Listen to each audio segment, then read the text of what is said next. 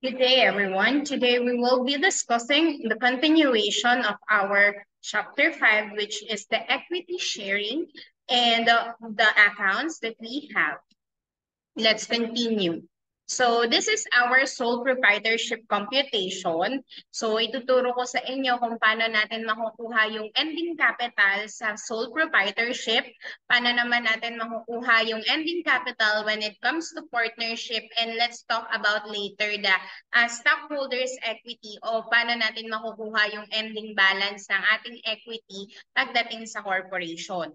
First, let's begin with sole proprietorship. Kapag sinabi nating sole proprietorship, it means that iisa lang yung may-ari ng negosyo. Iisa lang yung nagde-decide for it. Iisa lang din yung pagkakakilanlan ng owner at ng entity. Let's now talk about the balances. Let's talk about the capitals. Ang capitals, limited lang pagdating sa sole proprietorship. Okay? Limited lang siya. Ibig sabihin, kukunti lang yung tao na or isa lang yung tao na pwede mag-contribute para sa capital mo. So your beginning capital will be add up with your income and additional investments. Kung ikaw ay nagsisimula pa lang, commonly, wala ka pang additional investment. Additional investment mostly come dyan tayo sa mga second year, third years, fourth years, and fifth years. Actually, pag nandun na tayo sa second year and third years, pwede nang madagdagan to ng retained earnings. Okay? So first, sole proprietorship, beginning capital plus your income plus your investment, and you will get the subtotal for your capital. And then after getting the subtotal, you have to subtract your withdrawals or your losses. You have to remember, again, you have to remember that in each businesses, once you already have income, hindi ka magkakaroon ng losses unless otherwise you do have additional investments or may investment ka from other businesses. Again, kapag ikaw po ay may income na on your certain business, for example, you are Mr. Labanderos, and then ang pinagkukunan mo lang ng source of income mo is yung labanderos or yung negosyo mo na naglalabada ka. So ang income mo, kapag meron kang income, ibig sabihin nun wala kang losses.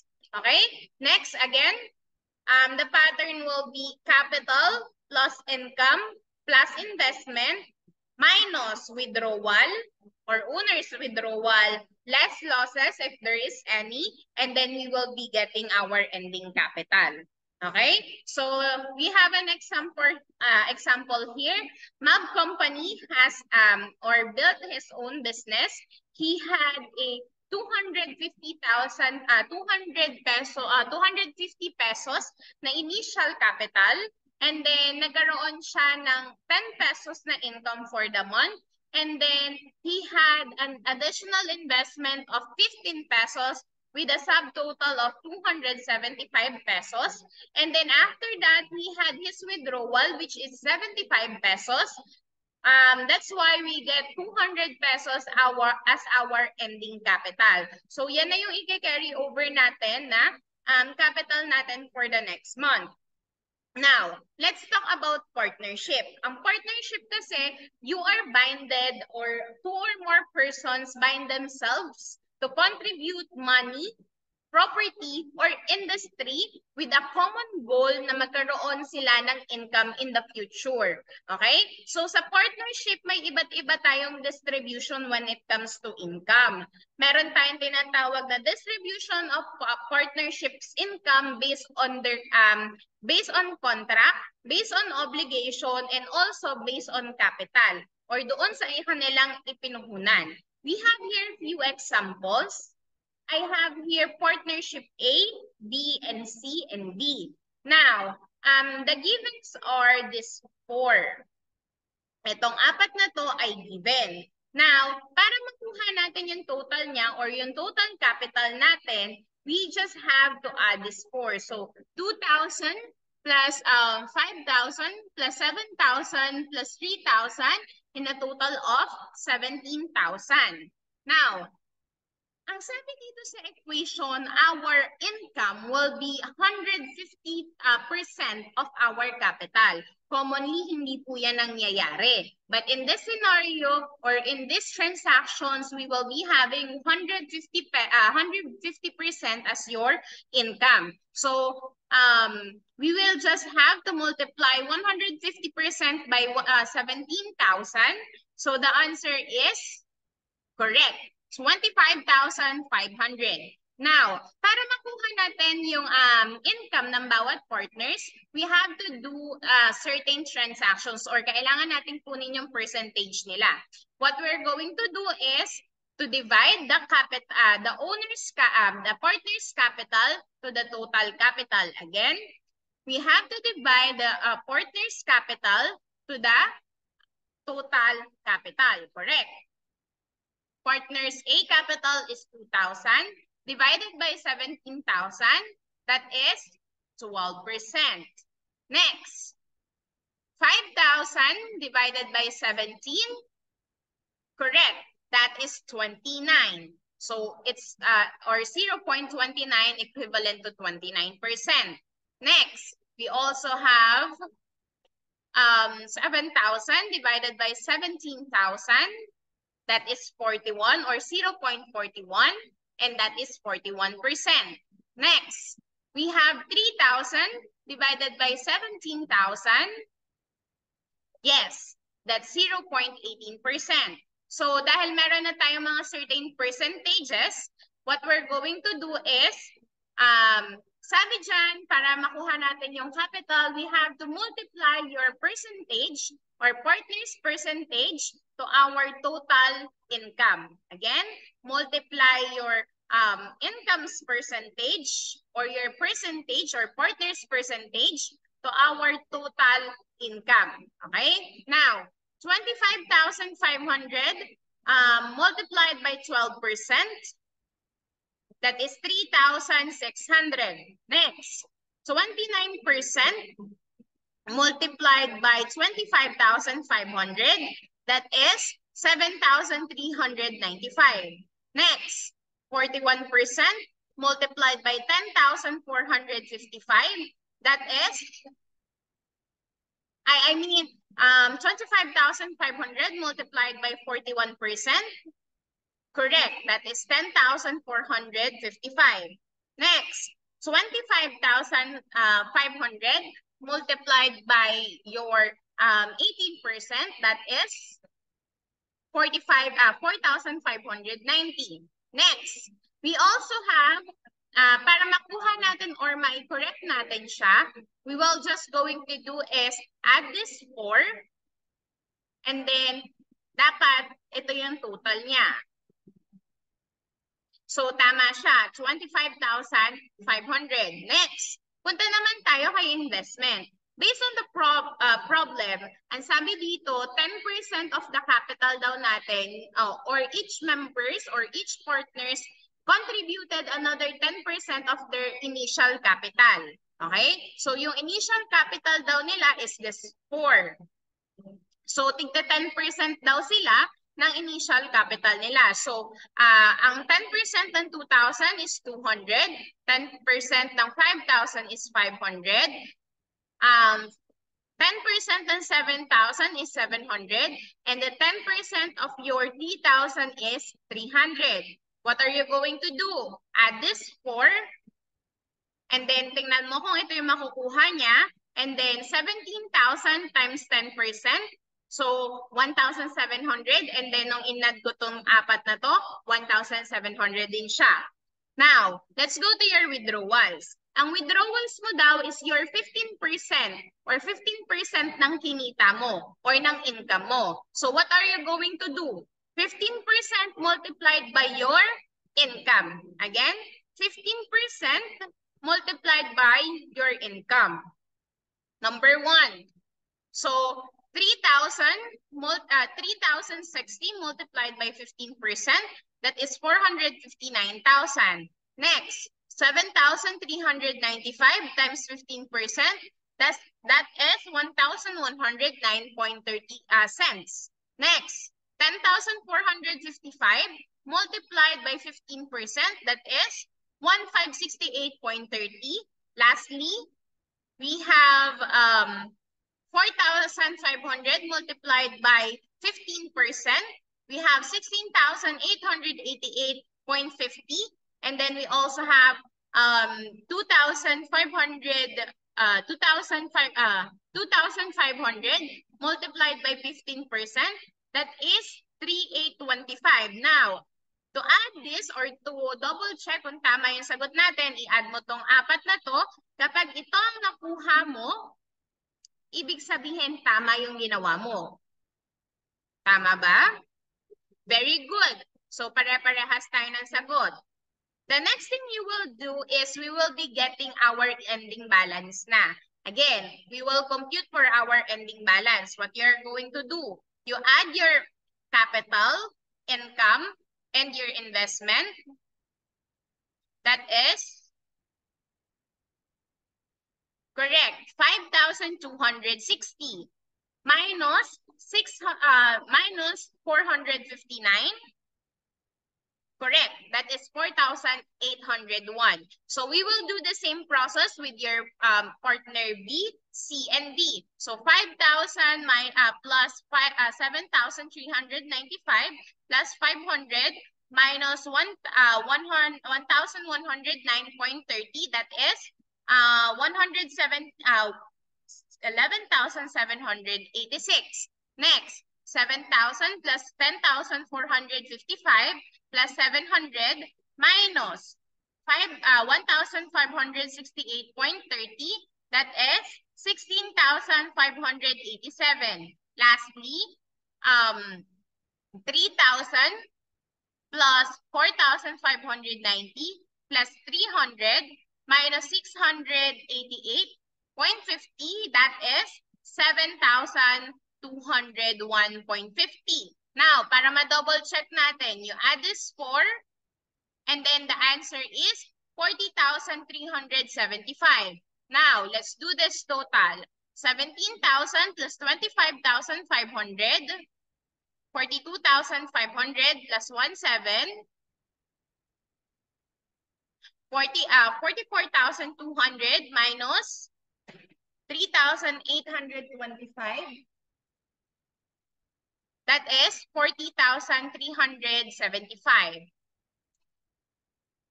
So, ayan yung ating pinaka-ending capital for our partnership. So, kung mapapansin ninyo, parehas yung sagot natin dun sa ating mga totals. Ibig sabihin nun, tama yung ginawa nating computation. Now, let's proceed with another explanation. So, dito naman, sa another example natin is, kung mapapansin ninyo, instead of income, meron tayong losses. Okay? Meron tayong losses. So, ang losses daw natin is 25% of the capital. Unahin na natin, 60,000, 45,000, 52,000, another 52,000. Ang ating total capital is 209,000 pesos. Now, for us to be able to get our percentage, we have to divide it again. 60,000 divided by 209,000, that's 21.5%. Next, 45,000 divided by 209,000, that is 21.5%. Last, another one, 52,000 divided by 209, that is 24.9. And another 52,000 divided by 209, that is 24.9, with a total of 100%. Now, let's compute. 25% of your 209 is 52,250. So, 52,250 multiplied by 28.7%, that is 14,996. Next, 52,250 multiplied by 21.5, that is 11,234. Next, 52,250 multiplied by 24.9, that is 13,010. Another 52,250 multiplied by 24.9, that is 13,010. Now, ang sabi naman dyan, yung investment daw natin is the 30% of our capital. Again, 30% of our capital. So, 30% of your 6,000 is 18,000. Next, 30% of your 45,000 is 13,500.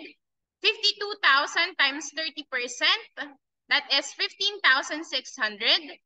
Another 52,000, that is 15,600. In a total of 52,700. So, multiply mo din yung ating 209,000.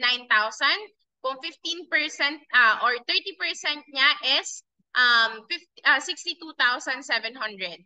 So, correct naman siya. Next, meron daw silang withdrawal which is 15% of their capital. So, sa capital pa rin sila nag-base. So, 60% times 15%, that 15%, that is 9,000. Next, 45,000 times 15%, that is 6,750.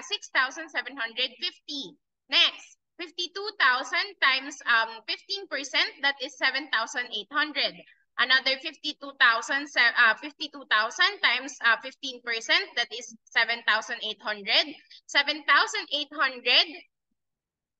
plus 7,800 plus 6,500, 6,750 plus 9,000 in a total of 31,350. Now, kunin na natin yung total natin. 50,000 minus 14,996 plus 18,000 minus 9,000, that is 54,004. Ibig sabihin, kung mapapansin ninyo, bumaba siya or nalugi siya ng ilang thousands or roughly 6,000. Next, we have 45,000 less 11,234 plus 13,500 minus 6,750, that is 40,516. Next, 52,000 multiplied by or minus 13,010 plus 15,600 in a total of minus 7,800 in a total of 67,790.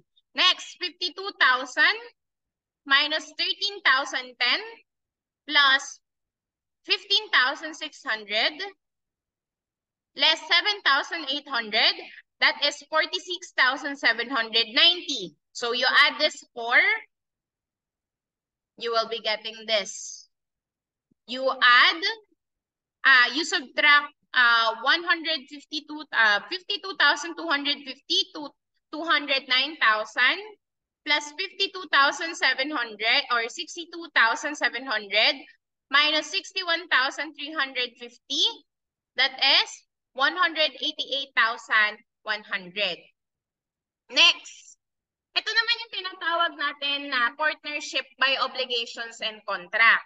So, meron tayo kasing tinatawag na general partner, capital partner, meron din or capitalist partner, meron din tayong tinatawag na limited partners, industrial partners. Ang general partner, para din siyang si sole proprietorship. So, unlimited din yung kanyang liabilities up to the extent of his or her personal money. Si limited partner naman, ang kanyang liability, again, ang kanyang liability is up to the extent only of his capital. Si industrial partner naman, wala siyang inilabas na money, kundi ang ginagamit niya for the partnership is the contribution of his knowledge and skills. Let's talk about the partnership or this contract.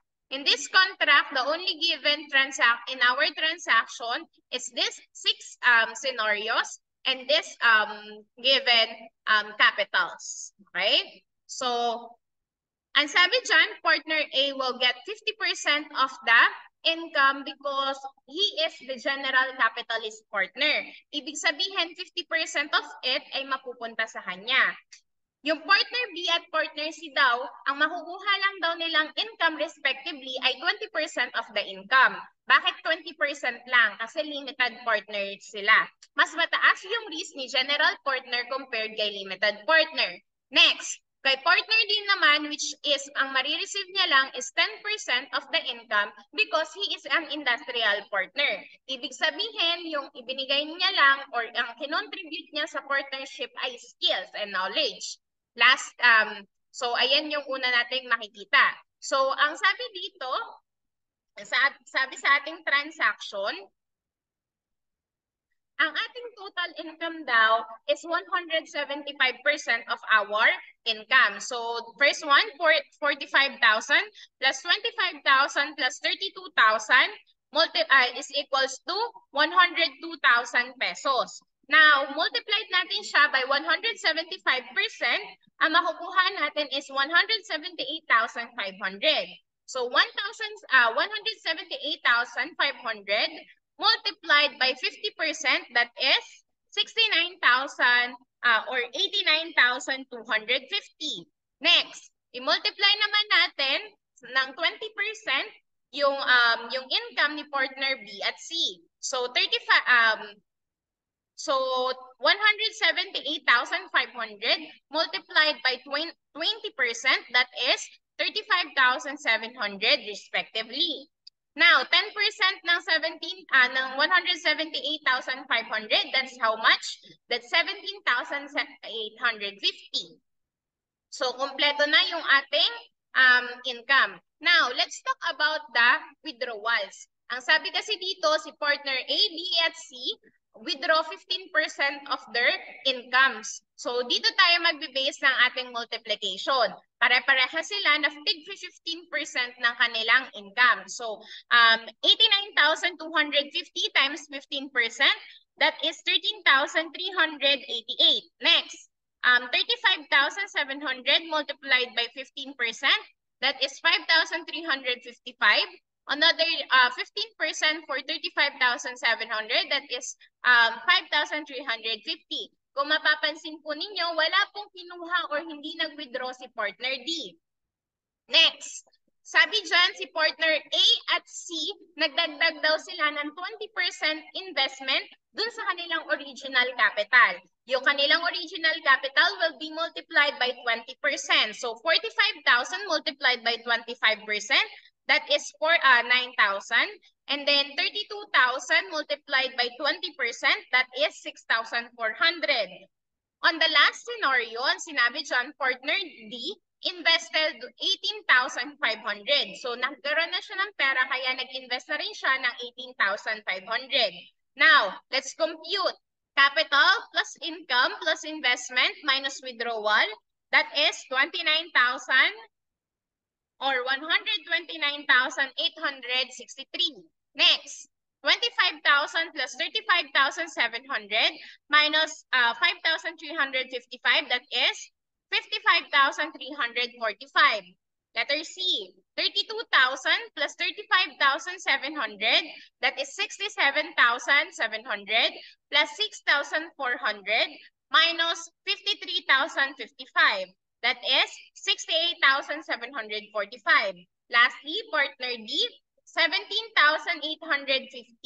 Again, 17,850 plus 18,500 in a total of 36,350. Let's do a double checking. So, add natin tong apat. The answer is 290,303. Next, double check natin. Let's add 102,000 by 178,500 plus 33,900 minus 24,088. That is correct. It's 209,303. So, ganyan lang po kadaling i-compute yung ating partnership or distribution of equity by partners.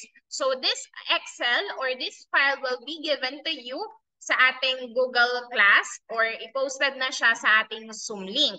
Now, let's talk about stockholders' equity. Meron kang ilang dapat tandaan kapag pinag-usapan natin yung stockholders' equity. First, kailangan mong tandaan na may dalawang klase ng shares. Meron tayong common stocks, meron tayong preferred stocks. Ang common stock, mas mura siya. Mas maraming inilalabas sa kanya na stocks, pero kapag kahit mura siya, siya yung may karapatan to vote. Though hindi siya yung priority pagdating sa decision making at saka sa profit. Pangalawa naman is si preferred stock. Si preferred stock, mas mahal siya. Mas konti din yung inilalabas natin na preferred stock, pero siya yung priority pagdating sa income. Let's talk about terminologies. Pag sinabi natin authorized, ito yung pwede nating ibenta na number of shares. Kapag sinabi naman natin na issued, ito yung number of shares na nabenta natin. Let's talk about preferred shares.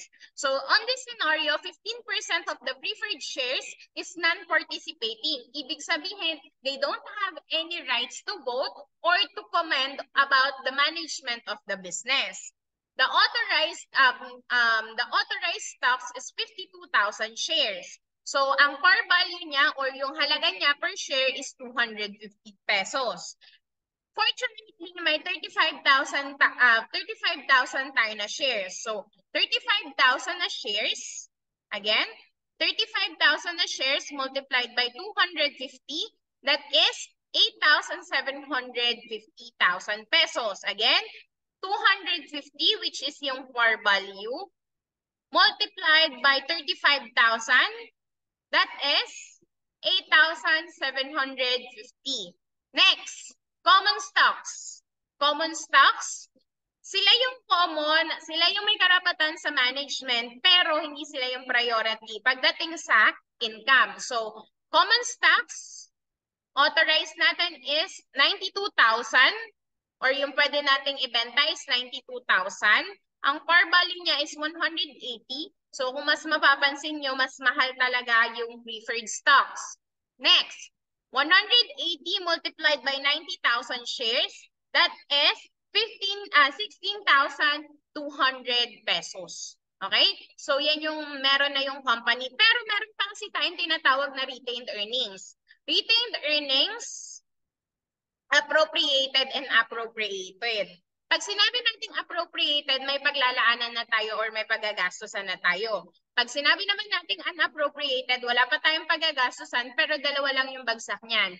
Either investment or operations. So meron tayong appropriated dito which is 2,500 and meron din tayong unappropriated na 4,500.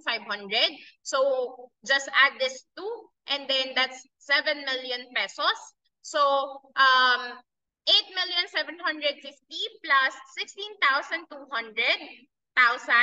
plus 7 million pesos in a total of 31,950.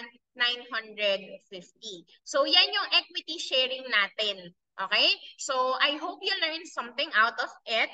Next meeting or sa next session or sa next video lecture ko, I will be teaching you journal entries, also the accounts and trial balance. So that's it for today. Have a nice day. And if you do have questions, don't hesitate to ask me during our Zoom classes. God bless everyone and have a nice day.